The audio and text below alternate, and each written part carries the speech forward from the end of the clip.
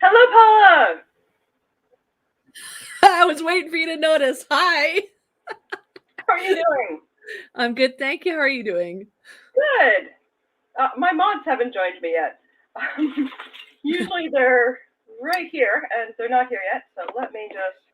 My mods haven't joined me yet. Whoop. Send them a message. There we go.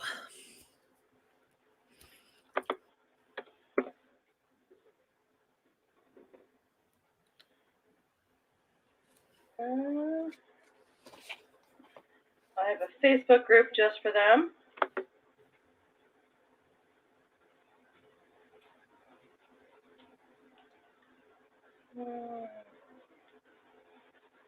So, little thing about my live streams, my computer can do very little at one time. It's a really crappy laptop. So if I start lagging or interrupt you, it's not you, it's me. All right.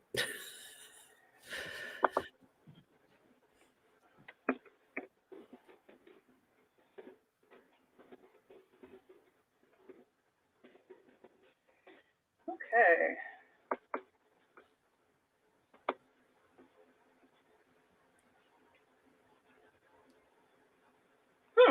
Weird. Usually they're here. Okay, well, we'll just get started. Everything's recorded, so they can catch up on the replay. So hello, replay crew, which I guess is everybody. Pickle's here. Hello, Pickle. Pickle has a beagle puppy who's like not Merlin's biological cousin, but Merlin's like internet cousin. And here's Merlin. Yeah, you haven't met Merlin yet. You met Spirit, and Yeah. Spirit is in the big dog park of the sky. Although I have to be careful with that word right now. And Merlin's almost 3. Okay, so Paula is our guest tonight. I am super excited that Paula's here. One of my mods actually asked me, Marissa, so hopefully she'll show up soon. Asked me, I was looking for suggestions on what people wanted to see for interviews and live streams and videos and talks, and Marissa wanted to see a video on how to be an independent woman and not have to rely on men and or a spouse in general. And Paula's the lady to talk to about that. Apparently. You've written 3 books now. That's amazing. 10 books. 10 books. Okay. Lots of books. Yeah, lots of books. You're a prolific, accomplished writer. Yes. So I want to tell the story first of how Paula and I met. So I am very lucky to have many friends who are published authors and interesting and just like amazing people. So my Friday Night Lives have almost just become like me hanging out with my friends online and people watch because we're awesome. So the story of how I met Paula. My daughter and I both love the TV show Supernatural. And for her 15th birthday, I took her to a convention. And it was in Toronto, and we're walking in the vendor's room and looking at different things and the different booths and different vendors. And Naomi asked this one random vendor who was selling this beautiful art, "Hey, are you related to Emma? Or are you Emma's mom?" And she's like, "Yeah." So we're in Toronto, and we run into a woman who's pretty well from our city, and Paul and I started talking, and we started talking about tarot and art and lots of different stuff, and became friends. So that was like 6 years ago, 5.5 years ago, something like that. And that Paula's become a very, very valued friend. Our birthdays are actually a few days apart. Another one of my mods who isn't here as well, Becky, she's my birthday buddy too, so she's a Taurus. But yes, I really enjoyed getting to know you and your friendship, and now like I'm in Hamilton and you're in London, so difficult to get together, plus pandemic. That's the main reason. Yeah. Okay, so I've talked a lot, and you're my guest, so tell us about you. Okay, well, I was enjoying the story. I wanted more. Basically, I was just your typical person. I ran a business, a tech company for a long time, and I was in a marriage that was increasingly hostile. Not overtly, it was very covert. And I was just kept thinking, you know, I need to do something. I went to school for fine art and graphic design and all that, but I ended up in programming, my second love. Yeah. And so one day I was coming back from one of those painting classes, those paint nights, and Hmm. I was driving on the 401, which is like the busiest highway in Ontario, Yeah. at night, and I realized a car was coming at me. This is where my story really begins. This is where I woke up, and a car was coming at me in my lane. Now you're driving, and you're like, okay, so I'm driving, normal lights everywhere. I sort of, you know, think about going home, thinking about how, you know, not really looking forward to it. I love my kids, but not so much my marriage. And then I realized that I was seeing headlights and not taillights. And I just went, I don't know if you swear on this channel, so I'll be really good about that. But Wait 10 minutes and then you can swear. okay. I basically went duck very loudly, and I was really angry because I'm like, my life is about to end and I haven't lived it. I've never became a professional painter. I never wrote my books. I never did any of the traveling I wanted to do. I never did anything that meant anything to me. Hmm. This was in 2015. So actually right before we met. And I Right. wouldn't have met you without this incident. Exactly. I don't know what happened because there were vehicles on my right hand side. There was no shoulder on my left. I was in the left lane doing 100 kilometers an hour. So we won't talk about that. But I don't know what happened. I don't know how we went around each other. I think because I moved over a little bit, and I think there was just a squeeze of shoulder. The person went past me, but I don't remember that. Yeah. I If came I out of can that. just describe the 401 Yeah. for a lot of my viewers are American. It's the Mhm. busiest highway in Ontario, possibly Mhm. in Canada. It is, I think, 8 lanes now, and there's a large strip down the middle of Yeah. not just like concrete dividers, but like, you know, a grassy area. So the idea of another car coming the wrong way on the 401, Yeah. that's messed up. Like that's not something that is normal to happen of a car just drifted off one way or the other. Like this is, yeah, an 8 lane highway divided into by several meters or yards of you know concrete barriers and ditch and yeah. So It that's should not just a happen. visual. Yeah, that it's huge, right? Because I think there was only two other times I'm aware of that's happened, and it was people with dementia where Yeah. they go onto the highway in the wrong direction, and then they're really confused, right? So Hmm. I don't know with this case whether they were drunk or had dementia or whatever. I do know that there was 8 police cars going down the other side of the highway with their lights on, so they were aware of this. Hmm. There was nothing in the news the next day, nothing at all. So who knows? Yeah. But I knew when the whole vehicle passed or whatever happened, and I'm going to assume it passed logically, it had to have passed me, that I was living in plus. Like at that moment, I was living in my plus. My every second post non-accident was a plus. It was a gift. And so I drove home and I was just like, what am I going to do? Right? Because Hmm. now I should be either dead or maimed or whatever. You know, really at the speed I was going, I should be dead. But we won't talk about that. But I was just like, okay, so this is a gift. It scared the heck out of me, but this is a gift. And what do I do with this? And very, very quickly, I started making changes. I was like, if I want to be a professional artist, I need to be professional. Instantly in my painting, instead of holding myself back, being a portrait artist is really difficult. Instead of holding myself back, I was actually able to produce like next level professional quality work. I knew I wanted to sell, so I started creating a body of work. I told my ex at that point we were married, and I said, look, I know that my tech company, you know, supports the household, but I need to change. I need you to get a job because he was unemployed, and I need to do this. And he said, no. He said, no, you can't. I don't care that you're unhappy. You can't do that. You support the family. It's your responsibility. And I went, well, again, quack, quack at him and substitute appropriate words. Um, and I started building that body of work. And so I did 25 paintings in 30 days in the month of September. London Comic Con called me. I guess they'd seen me on Instagram or whatever. I'd been posting and asked me to come and show. So I had 9 days over Thanksgiving to prepare for my very first show. And then I just started going around. So just how we met. So I was lucky enough to get permission to do the Supernatural conventions because they don't allow fan art in there at all. But the guy who actually founded the conventions looked at my work and gave me special permission to sell my art there. Nice. So it's very rare. And maybe it's more common now, but when I started with them in 2016, it was almost unheard of for there to be fan art. You had to have permission. So yeah, it was a really incredible journey. And it ended up with my marriage ending. my ex was a little bit violent about that end, and moving to London because I lived near London before, and in the process, I wrote the book that you had mentioned in the bio. I wrote my first book and just started rebuilding my life. So this is where I am. What's it been now? 2018, so 3.5 years later. Yeah. Yeah, yeah. I actually own 4 of Paula's paintings. I don't know. Maybe I'll unplug my camera, which will go to the crappy laptop camera. If I disappear, I'll be right back. Okay. So we're gonna go here and yep, here. Okay. Audio. Should I just sort of like sing some hold music or something? Please Yeah. wait. As long as it's not copywritten, then I guess we're good. Well, that eliminates happy birthday to you. So there we go. That's right. For she's a jolly good fellow. There we go. Okay. Is it gonna let me do it now? I might have to come out and then back in. Let's try this. Oh, she just disappeared. Oh, we're back. There we go. Am I back? Am I back?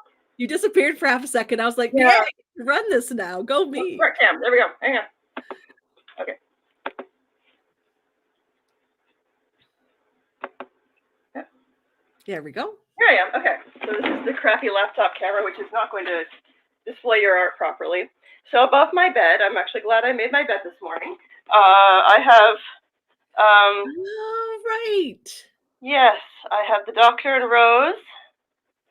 Kind of sets the bow scene, and I have in my tiny little living room, I have the Oh, yes.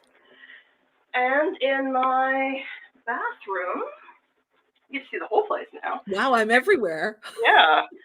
Oh. There's Spirit, who passed away. Yeah. Yeah. Yeah. Okay, so now let's see if I can go back to the office and put on the. Mm-hmm. I should have gave a content warning that there's going to be camera shaking. Hopefully everybody's okay and I didn't give someone a seizure. Yeah. So that flower painting that you showed actually was the very first painting I made in this new place that I'm living in right now. So it was a really, really nice thing to be able to paint for you and bless my new studio with art. So yeah, it was a very meaningful painting. I'd actually forgotten I'd done it, but as soon as I saw it, I remembered the feelings it had. So yeah. Yeah, so while all of this was going on, I was actually functioning as a full-time professional artist, selling my art, doing shows. I've got work in private collections around the world. I've since pulled back from that, effectively retiring as a professional artist. I'll do commissions here and there, but it's not my main focus anymore.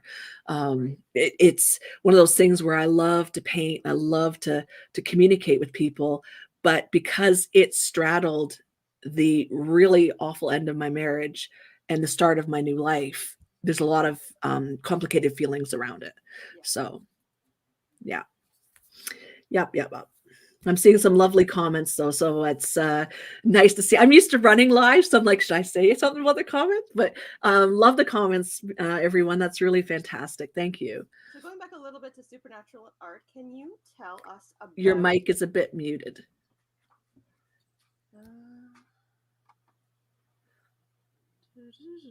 Audio.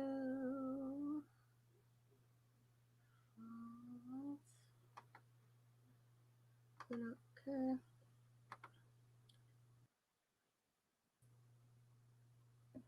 Is that better? Oh, yes. Testing. Yay. Okay. Perfect.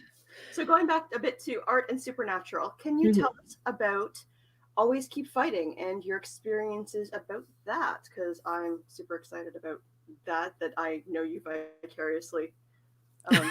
Your art has been in the same room. Well, I mean, technically, I've been in the same room as the two most gorgeous gentlemen in the world.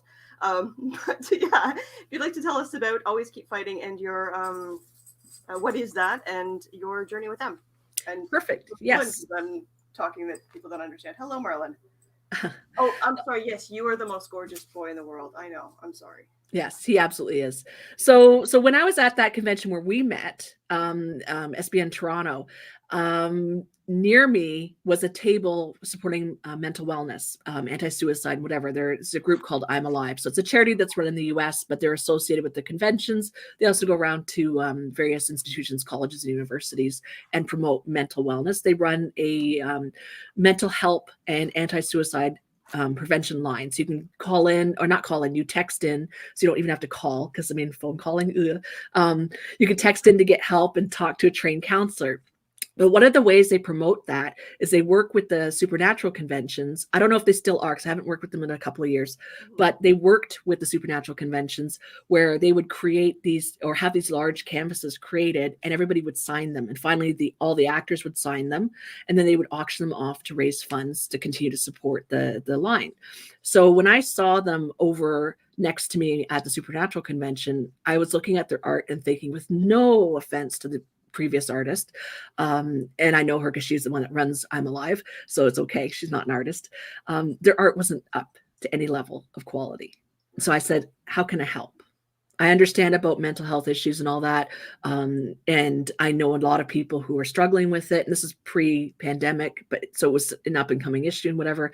How can I help? And they said, well, we need canvases. And I was like, I can do that. You haven't seen how fast I can paint.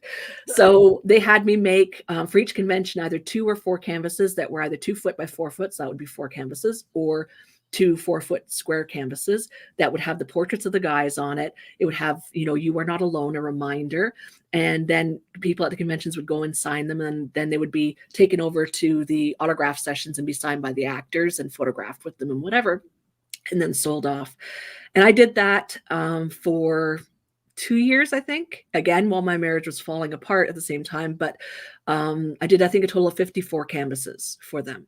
And sometimes if they ran 2 conventions in a month, I'd have to make double the paintings and double the portraits. So obviously I've done a lot of portrait work. But it was an amazing, amazing experience. I've sent canvases to the UK in support of I'm Alive. I know quite a few Europeans have bought the canvases as well, but it was great to see the canvases at the convention, seeing the actors with them, getting the interactions. I went viral twice because of them. But it was just to support that mental wellness and, to help people remember to always keep fighting, to really understand that you're not alone in situations like that. That was sort of the core message I was focusing on at that point, because it's something that everybody struggles with. And when you're going through major life changes, it's something that I was also struggling with as well.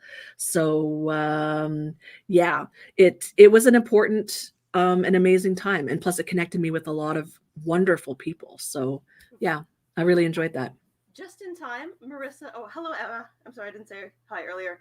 Just in time, Marissa's here, and I was just about to say I wish I had a mod here with me to post the suicide awareness hotlines.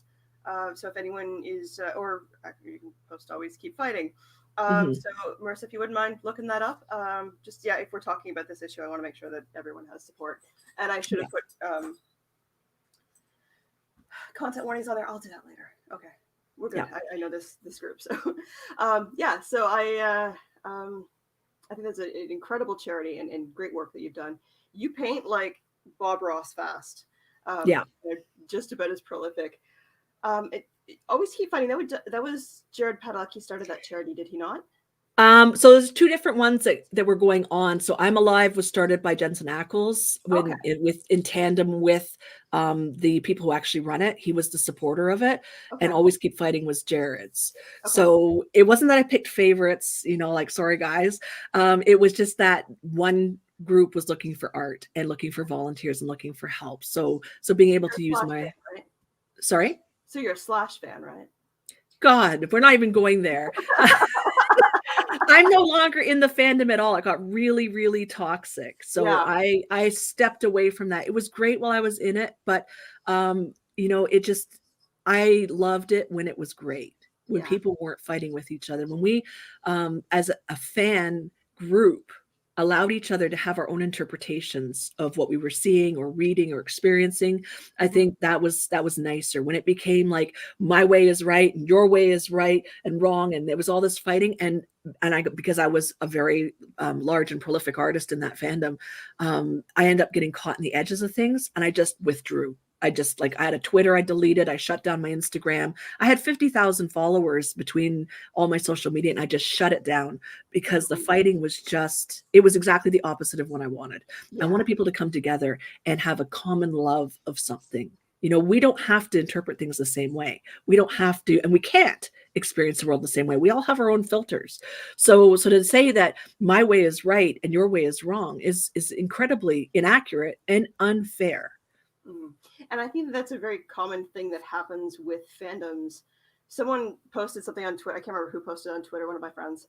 Is there such, or can you point me towards a fandom that isn't toxic? And I'm like, well, fandoms are made of humans, and whenever you get a group of humans together, a certain percentage of them is going to be toxic, and you are going to. Oh goodness, Marissa accidentally called the suicide prevention hotline while she was cutting and pasting. Oh no. They may call you back, because if you call and hang up, they might call you back to make sure you're okay. So just to let you know that that's a thing that could happen. I know that happened with 911. I used to work at a call center, and you had to press 9 before you made an outgoing call, and then if you were calling the Toronto 905 area code, if you skipped one of the 9s, you ended up accidentally dialing 911, and they'd call you back saying, "You okay?" And anyway, so that's a thing that can happen. And my train of thought just derailed. Yeah, so a certain percentage of any fandom, because they're made of humans, a certain percentage is going to be toxic, and the larger a fandom grows, the more members you're going to have who are toxic. And many of my subscribers found me. I made a video about some behavior that a toxic YouTuber made, and then lots of people found me, and then the community surrounding that toxic YouTuber, the people who were calling her out, became so toxic that I ended up like privating or deleting all of my videos about that one YouTuber, and then just like, enough. And I follow Star Trek fandoms on Twitter, and people fighting about, they hate Discovery or whatever, and can we just all just like something together and not have it be toxic? And, we don't have to fight about everything. We can find common ground. And I mean, it's, for the longest time, people who had these loves and geekdoms were outcast for liking stuff and being passionate about stuff. And it was so cool when you could find someone who liked the same thing you did unabashedly, and we should be appreciating that and not taking that for granted by being dicks about it. So I completely 100% agree.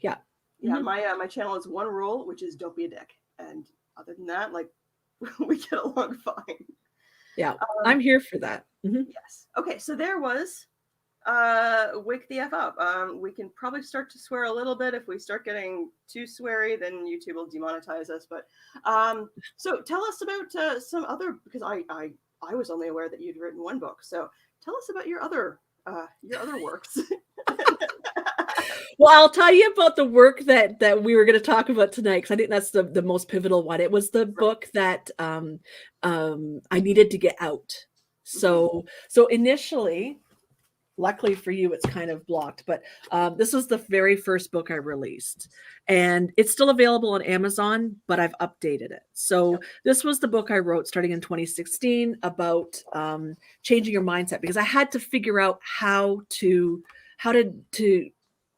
change everything I was thinking in order to get out of my life.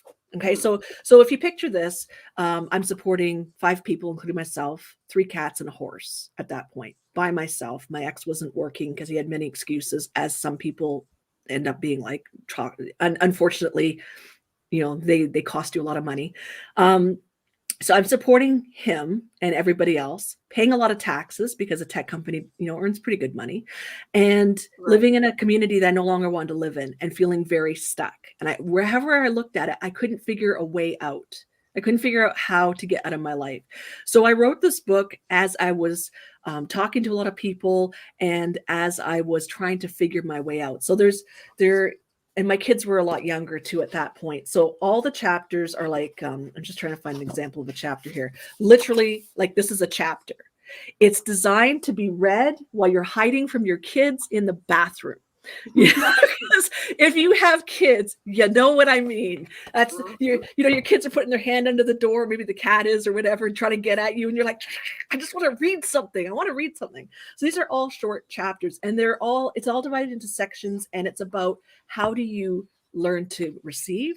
How do you learn to see things differently? There's exercises. There's a whole chapter, not long, on I am enough. It's about accepting yourself as you are. And the book is designed to be written in. So there's like whole lined things and everything. This is a living book. When you work your way through the book, you end up looking at the world differently, and you end up with a book that is very personal. And it covers body image in terms of how you feel about yourself. It covers mental image. It covers trying to figure out how not to be trapped. But I went back and looked at it in 2021, and I realized that there was a lot of stuff that maybe I didn't explain well enough, or maybe I repeated a little bit. And so, feeling like I'm a hairbreadth away from 50, I rewrote it and called it Fast Track Your Midlife Crisis. So because basically, I mean, the end of my marriage, my art career, my writing career, and all that, basically is my midlife crisis. I just never got a muscle car. Like that's my biggest sadness. No muscle car, no nothing. I got a book. So yeah. So this is the book that changed everything, and it's a really handy book. I've heard from people all over the world who've bought this and have read it and gone through it and used it for themselves. It's on Amazon, but it's really designed to help you get through the spaces. And for me, it was the biggest thing was releasing it, because everything that was running through my head was, who am I? Who do I think I am to write a book? Who do I think I am to even think I'm worthy of contributing to humanity? Right. And I know this happens with a lot of people who write, who make art, who make music, who have this desire to release something imperfectly perfect into the world. And we all stop ourselves and go, who do I think I am? Yep. And I knew once I got that out, that would unleash the dam, so to speak. Yeah. So yeah. Yeah. I'm feeling personally called out right now. So you might be just a little bit.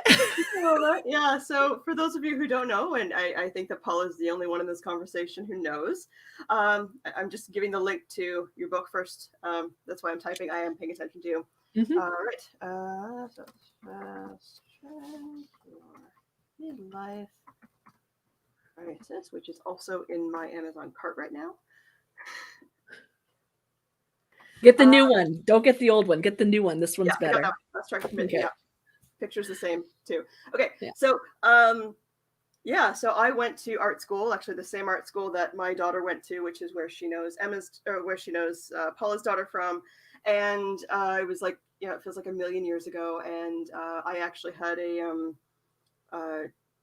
apprenticeship set up in New York, and was excited about going.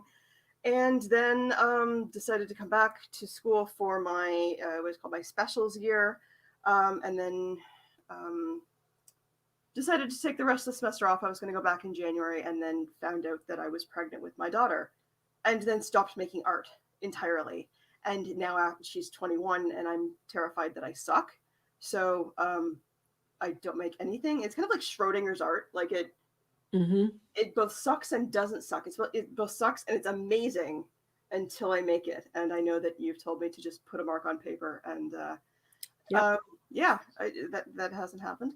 But and that supernatural tarot deck that I was going to make, somebody else made it. So that is my fault. And because I was hitting the snooze button on my life, because I was going to do it eventually. And so now I'm ready to make a Star Trek one. So I need to get on that now.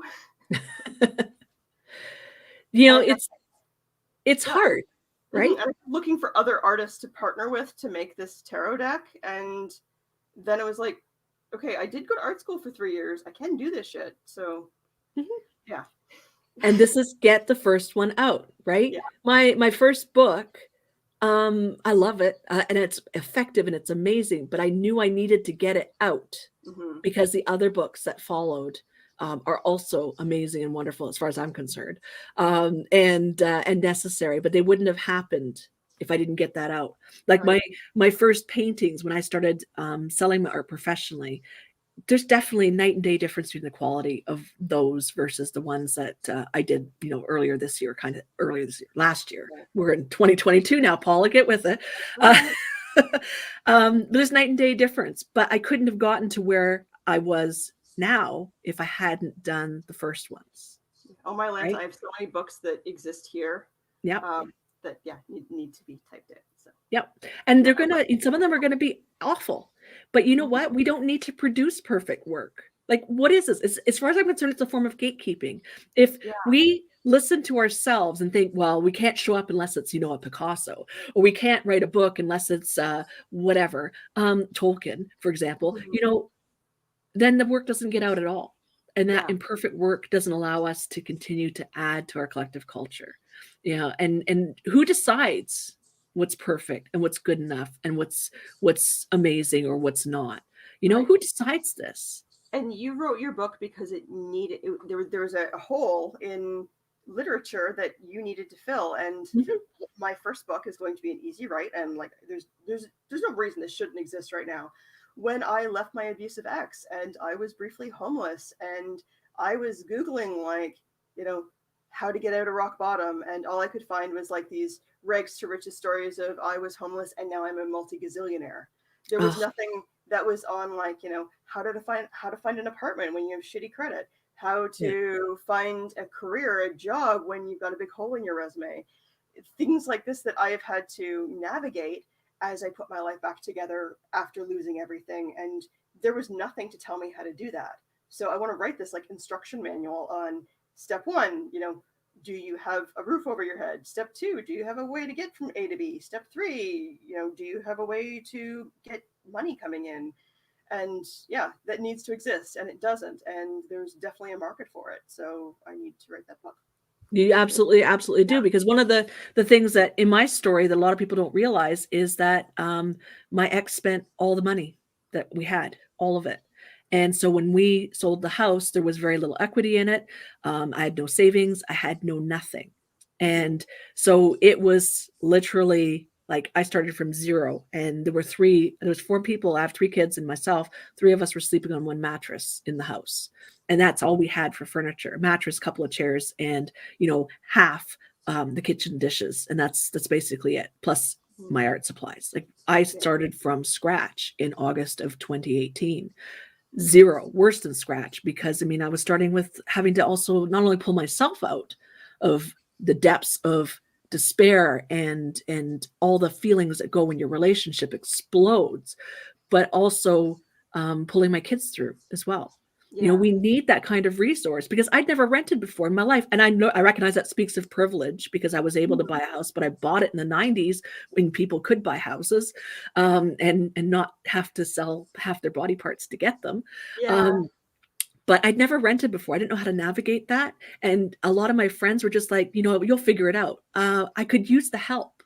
you mhm, know I'd love to know, have a manual about what to expect when your marriage ends. I lost all of the friends I had locally, the ones that lived in my community, on my street, the ones I'd been friends with for 10 years. We watched each other's kids grow up. All of them vanished. Not one helped, not a single one. And so that kind of thing that you are thinking about writing, you need to write it. You need to write it. I could have used it. It would have made such a big difference. My credit wasn't bad, but that was the only thing that was different, because yeah, I was that close to not having a place to live with my kids on trying to leave the marriage that had ended violently. It's a very necessary thing. So when whether it's you, Caroline, or anybody watching, if you think you're sitting on something that might be needed, there is somebody already who needs it. There is somebody who is looking for exactly what you want to make. And when you sit on it, and with no offense intended, but you are stealing from that person. you're right.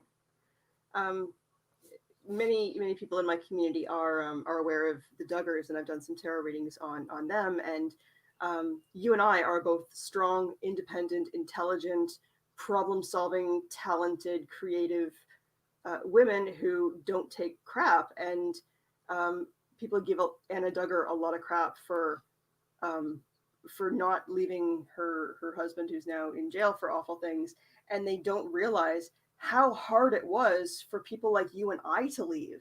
And Mhm.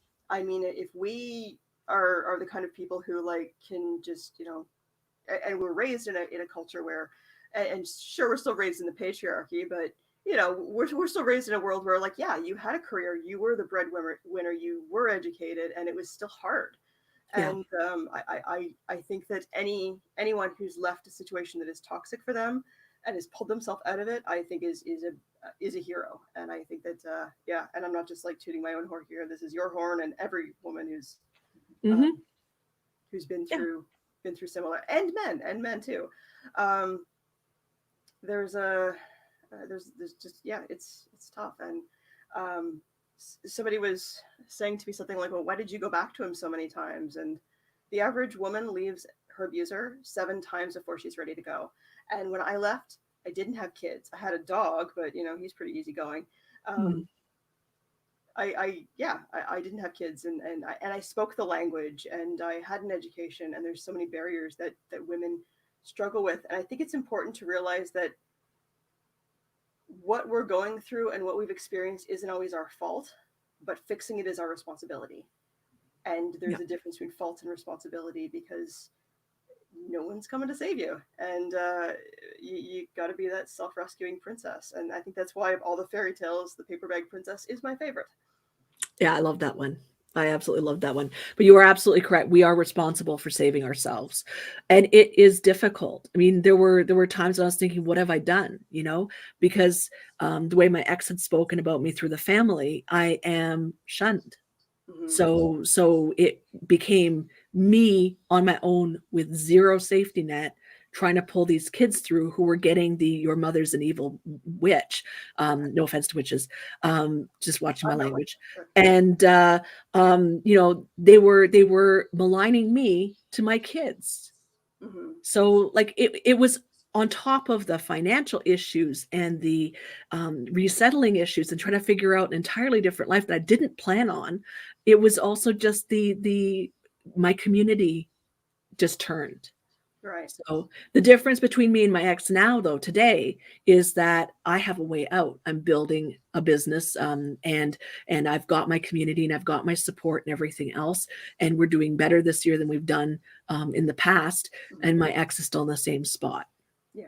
And your because he kids are didn't take the also older, responsibility. and that helps too, because now your Mhm. kids can, I'm not sure how old they are now, but I mean, I think when we met, your youngest was like uh, 10, so she must be like 16, 17 now. 14, 17, and 21. Yeah. So Yeah. yeah, yeah, Um, they're much older. and they can have more perspective now, because I mean, you remember when you're a teenager, like mom knows nothing. Yeah, And once you get out on your own for the first time, yeah. mom knows everything. And Oh yeah.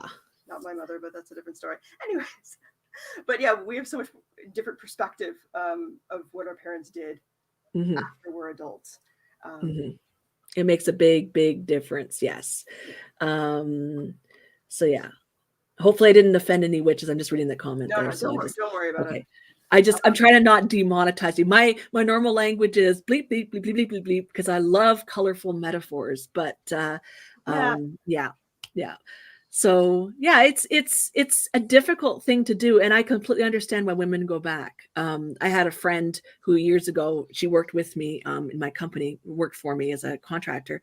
When she left her relationship, I made sure she had no reason to go back to him. I always gave her all the work I could possibly give her, so that financially she would never have that. Because for her, that would have been the only reason. So she never went back, and I never went back because I couldn't. I just was like, I know what's going to happen. I was with him for 25 years. I knew Right. what was going to happen. Like it had enough. And but it was brutal. It was absolutely brutal. And I can completely understand why somebody would go back and think maybe it wasn't so bad because for the first year I was doing that same thing. Maybe it was my fault. I wasn't the one that got drunk and got violent, but maybe it was my fault. You know, like your brain does you in. So yeah, And the completely thing understand. with abusive relationships is the bad parts are really intense, but the good parts are equally as intense. And when you Yeah. live in that good place and you remember that, you know, how he did this like grand gesture of you know, romance and over Hmm. the top, and then it's it's hard to remember, but he's also capable of this. And Hmm. remembering that it's a cycle, and just because things get good does not mean they're not going to get that bad again. And there's the extremes, and not only that, but like I'm not in a position to diagnose anybody, but I do believe that my ex had bipolar, and in his culture, like getting psychological help just wasn't a thing that they do. And even with men in general, it's there's a shame around getting mental health help. But everyone always wants to say, "Oh, abusers are narcissists. He's a narcissist." Like, no, that's not what I think. I think that mood disorder, bipolar, is a very important factor. And looking at how he grew up, I think that both of his parents could possibly be candidates, and his parents were first cousins, which is a very common thing in Pakistani England. Their families stay rather close, so yeah, very high chances that he's bipolar, and not treated. And yeah, I'm not trying to disparage mental illness, but I think that if you have a mental illness or mental health issues that are contributing to your life being, yeah, to dysfunction in your life, that you need to seek treatment, and that bipolar needs to be controlled with medication. So yeah, that's what I'm say about that. Okay. Hello, Chubbington. Hello, Missy. Welcome. Chubbington, actually, I hope this is okay to say, but yeah, he went to the same art school we did. So yeah, I know him from high school. Aww. Yeah. And That's he's working in the wonderful. field. So yeah. 99% of us don't get abused on the first date and have a second date, right? It's the 900th date, and after that we live together, or after we're married. So we've seen the good and his onto that. Yeah, totally. Yes, Yeah. Chubbington, I doxed you. But I still haven't said the name of the school, nor the city you live in, nor your name. So here we go. It's kind of an ineffective doxing. Yeah. But like, I mean, I've given enough information that if somebody really wanted to find out my daughter's high school and drive there and look in the library in the yearbook section and know how old I am, you could probably figure out my legal name. But really, that's a lot of work. Yeah. It is a lot of work. It is. But yeah. I do agree about the whole slipping under the radar thing, right? Yeah. By the time you realize something isn't quite right, you're busy making excuses for it. He's had a bad day. His upbringing was hard. He's not normally like this. Like he's not going to hate you on the first date. No. And yeah, it was after we'd been living together for, well, the first kind of hint I saw that something was not right. I did really blame myself, and there was some inexcusable behavior that now I see was a pattern, but I thought that it was me. And that was like, yeah, a month into dating, but it was after we were living together for about 2 months that things got really bad, and I was pretty well told that I was expected to do all the cooking because I was working from home. And I'm kind of like, do you know me? Like, this is me. Like, is this your first day with me? Because yeah, Caroline the feminist is not going to do all the cooking in the house. Yeah, and then that led to just down spiraling. So yeah. At least you got out though, and you don't have a gaggle of kids to follow you and whatever. Yeah. I mean, at least you got out. So you didn't spend your whole adult life with him, but he did definitely do some serious harm. Yeah, I went from owning a house to being homeless in a year. That was not easy. And yeah, even like most of my furniture I don't have anymore, and most of my clothes I don't have anymore. And you'll notice if you watch my videos, I'm wearing like the same 5 shirts. But I don't need much, right? And I think that that's also something I learned is how little I actually need. Yeah, you get by, and you can manage until you can turn it around. On a mattress with 3 kids, and that's how you started, and you got to start somewhere, and then you grow from there. And now you've got a beautiful bookshelf behind you and a lovely star and all those things. Yeah. My son actually made that star at school, but I'm not going to name the school because it's the same school. Yeah. So yeah, all my kids have gone through the art program, or are going through it. So yes. That's what I'll call them. Yeah. Thing 1, thing 2, and thing 3. Um, Mhm. yeah, it's beautiful. But Mhm. yeah, so right. Like all this stuff is so right. It's so on, and Mhm. yeah, like you really gotta you really have to take responsibility for your own life, and that's and if you have young ones, take responsibility for their life as well. And at the time, Naomi was living with her dad, so I didn't have to worry about, like, taking a kid out of an abusive situation. Yeah. And yeah, like I was lucky with that, and I'm hoping that she learned vicariously from my mistakes, that this is not behavior that you need to tolerate, and that's what you should behave. You need to get out. You don't wait for it to get better. You don't think that they'll change. You protect yourself and your kids and get out. Yeah. Yeah, for sure. And I mean, I was pretty frank with my kids because they're older. My youngest Yeah. was just turning 12 or whatever when we left. That it was I was able to do age appropriate. This is what's going on. This is what you need to watch out for, whatever, as it came up. Yeah. Because I don't want them to make the same mistakes. They are going to make them. They've made them with friendships and stuff because there's so many people who haven't learned how to have that give and take in friendship and how to be responsible for themselves. Hmm. But I'm hoping, um, I'm confident that they're going into their adult lives better armed than I was. We didn't have the language for any of this when I was growing up. I mean, I grew up as a teenager in the 80s and went to Catholic schools, and we didn't have the language for anything other than if he hits you, you should leave. But Hmm. the Catholic Church frowns on it, kind of thing. Yeah. There was nothing about slipping under the radar. There's nothing about, start having that chipping away at your self-confidence. And, Hmm. I spent a lot of time, especially, in 2013, 2014, thinking everybody couldn't stand to be around me. I know this is what he did to me. He slipped under and made me feel like people tolerated me only because they were being polite, right? Hmm. Big difference between before my near miss and after, when I decided that I needed to change my life because I wasn't prepared to die with nothing done, with nothing to show for it. I wasn't Hmm. prepared for that. So a huge, huge, huge change. But if you don't have the language for that kind of insidious, I don't know, deconstruction of a person, how can you identify it and then leave the relationship? Yeah. So And I know that I stayed with him as long as I did because I knew something wasn't right. I remember Googling how to divorce when my youngest was 2. Um, but I didn't have the words for what was wrong. I just knew something wasn't right. So and my kids will have that. They have that language. yeah, and there's really not a lot of pictures of healthy relationships in our culture, as far as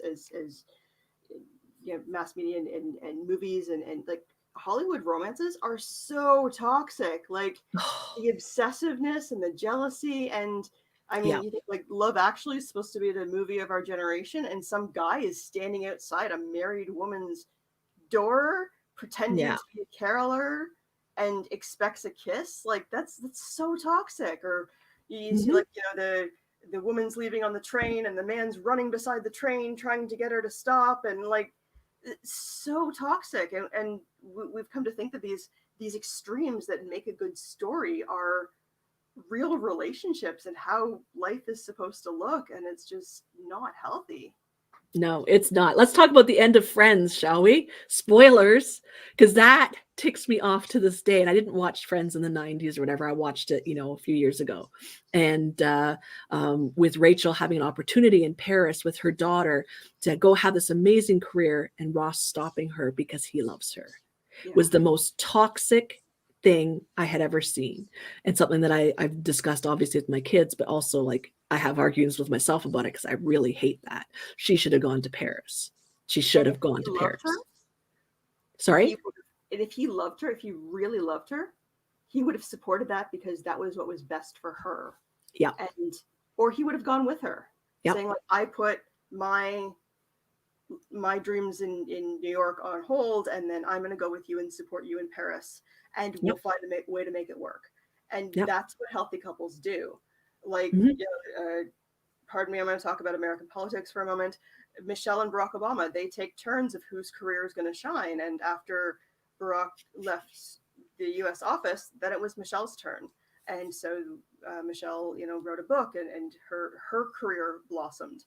And Yep. now I think they're both ready to retire. But that's how they did it through their marriage. Was one of them would take the back seat so the other one could have support, and it wasn't necessarily the woman always took the back seat so the man could shine. Like, there really was a balance there.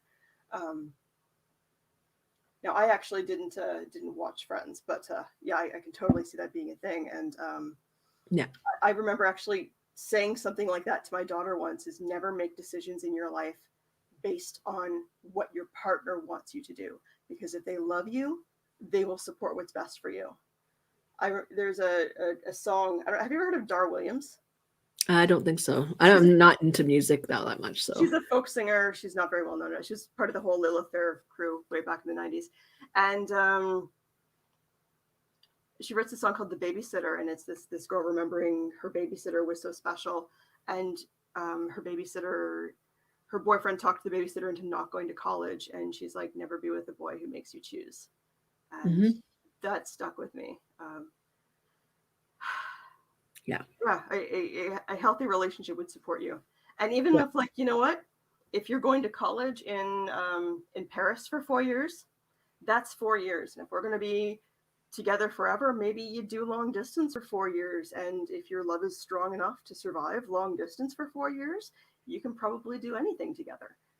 And yeah, that's a narrative that's missing, is that it doesn't always have to be these grand gestures or making you choose or these big things that make a good story. It really can just be.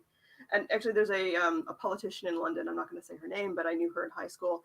And I actually introduced her to her husband. And when I introduced, like, I didn't think that they were going to get married. I was just like, hey, I'm going out with some friends tonight. You want to come? And they met and hit it off. But her plan at the time was to finish her child and youth worker at Fanshine at community college, and then she had plans, and she was in the process of applying for her bachelor in Sydney, Australia, and that was always her big thing, is she loved Australia, and she never went. She is now the mom of 4 kids because she had her first child right after. And I mean, he's a construction worker, he can do construction work anywhere, but she gave up her dreams so that she could be with him, so that she could have this, the white picket fence. And it's very sad. So I think about her today, and every time I see her in the news, I think about the fact of what she gave up to be with him.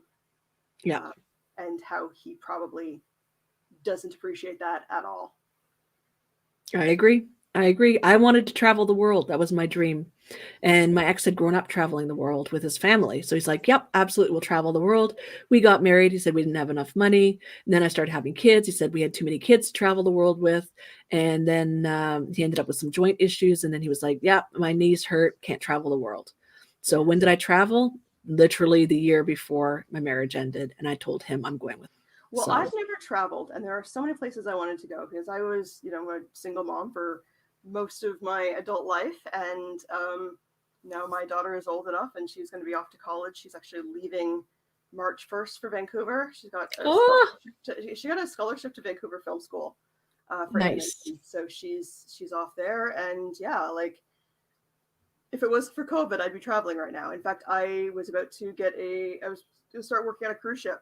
And every tarot reading I said was, do not work on a cruise ship. Whatever happens, don't do it. I know it sounds like fun. Don't work on a cruise ship. And that was like December, January 2020. So right after that, it was COVID. And yeah, so, but yeah, a tarot reader on a cruise ship can make 10 grand a month USD and does not have to pay for living expenses because they're living on a cruise ship and get food. And yeah, you have to live in a shared berth the size of a walnut, but what an adventure to get paid to travel. So you and I will travel. Okay, after COVID's over, let's go somewhere, like somewhere arty, where we can see that we saw in art school. So yeah, we'll go to Florence or Paris, or let's go. Yeah, everywhere. Okay. We'll do that for our birthday thing. We'll celebrate our birthday in May sometime, and Let's do it. I've got people waiting for me in the UK. I did a live on my Facebook page earlier today, and I was like, I need some good cheese, and so they're all telling me where to visit and to come and visit them and all that. So yeah, traveling for sure. Yeah, my mother actually grew up in Nottingham in England. So she was born in Canada, but she was a base brat. And he was stationed in Nottingham. There used to be an Air Force base there for part of her childhood. And while she was over there, her mother passed away and is buried there. So I would love to visit my grandmother's grave and kind of pay homage to her. I love the whole Robin Hood thing. And apparently Nottingham is just like one big tourist trap of Robin Hood stuff. And you get to see like, the castle and Sherwood Forest and all that.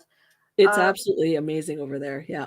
Yeah. Looking at the comments here a little bit. I'm going to answer a question quick. Emma, college and university, same thing in Canada. So college is more about community college. And then when you talk about like a 4-year degree or stuff like that, then that's a university. So we do differentiate between the two. So I went to both college and university.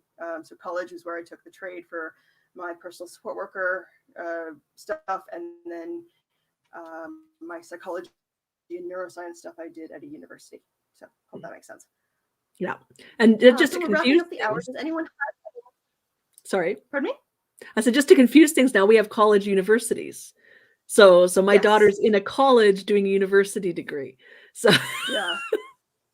And now some community colleges are starting to offer 4-year degrees. And we also have, there's bridging programs. So with nursing, you can take your first 2 years at college and then your last 2 years at university and then get a BSc in nursing. I think that is.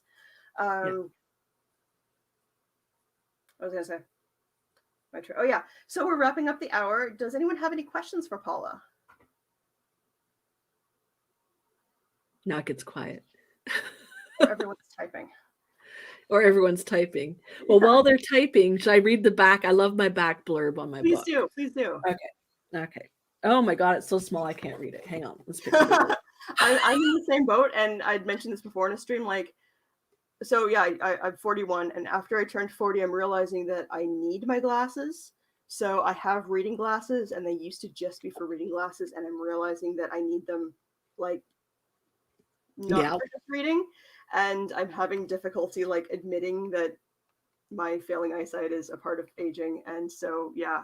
And plus if I wear my glasses, because I got the ring light, I get the glare. So I've started to read tarot decks that I like, only the decks I'm really familiar with, that I just need the idea of the image. I don't actually need to look at the full card. So anyway. I feel that. I've had progressive lenses since I turned 40. It was like, hey, you're 40, your warranty's up. So exactly. And I hate that. But lately, the progressive part of my lenses aren't strong enough anymore. So I'm just like so frustrated with it because I'm like, okay, but I am wearing glasses. I just can't see it. I find that driving at night in an unfamiliar area, I'm stoked to get my glasses. Like I cannot read the street signs. Yeah. I know where I'm going, I'm fine, but if it's somewhere new and it's night, I need glasses. Thank goodness for Google Maps though, right? Like seriously. Right? It just tells me where to go. I argue with her though. I'm like, no, that's a stupid way to go. I'm gonna go this way. I'm too stubborn to listen to Google. I tell him to fix the box. Thank goodness it doesn't talk back though, right? Although I think it gets a little sarcastic because it's just like, okay, so you didn't take this turn? Redirecting you is what mine does. So I'm just like, I'm going a different way. So yeah. Because we have a question from Emma. She says, do you self-publish or go the traditional route? I self-publish. I spent like one of my biggest clients was a publisher back when I ran my tech company. So I know how to do book design, proper book layout and everything else. And why pay for a publisher when I already know how to do this stuff? So yeah, I do pay for an editor and a proofreader because let's face it, we all make mistakes. And I made my editor edit this and proofread it to American English because most of my audience at that point was in the US. And she might have made a little effigy of me and put pins in it. So if she's watching, I'd like you to pull the pins out right now, please. So yes. Yeah, don't you wish E.L. James used an editor? Like, I don't know who that is. She wrote 50 Shades of Terrible Writing. Oh, okay. I did not read that. So No, I tried. I just couldn't. I, yeah. yeah. So my thing, whenever I think that I'm not smart enough to be an author, I Hmm. think E.L. James is a multi-gazillionaire after writing 50 Shades of Shit. So if she can Hmm. do it, I can do it. Yeah. And she was self-published. So yeah. Yeah, exactly. And unlike, even 30 years ago, self-publishing, there's no shame in it. It's just an efficient way of getting things done. I'd rather not have to go through the gatekeepers and everything else.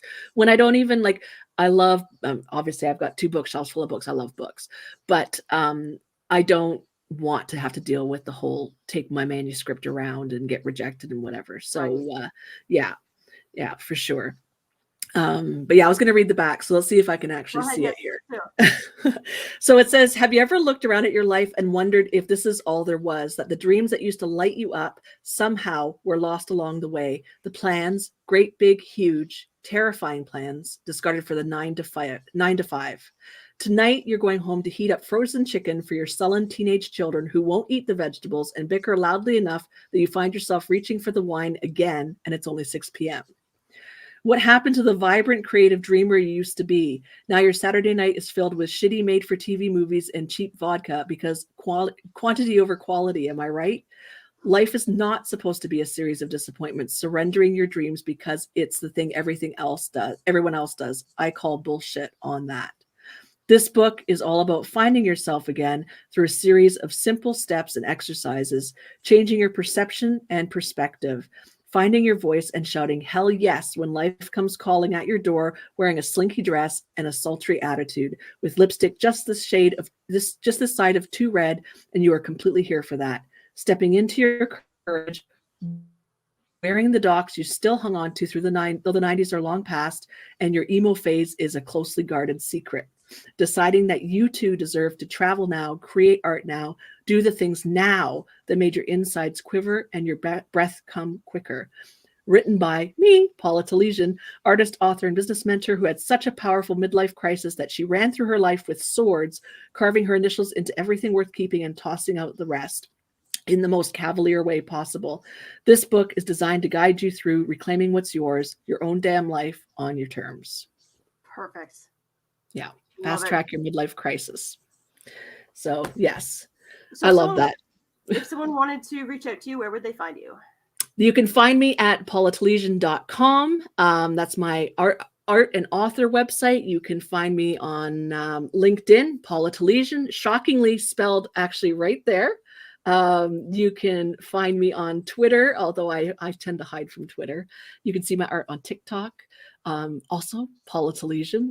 There's this like consistency here. And of course, I run a web design business called ginfinitydesign.com. So there we go. There we go. So yes, the book is also available on Kindle, but because it's designed to be written in, it's not a great experience on Kindle. You're better off with the Right. print book, and it comes in hardcover, which is so exciting, and also in soft cover for those who don't like hardcover. So yes. Perfect. Well, thank you so much for joining us.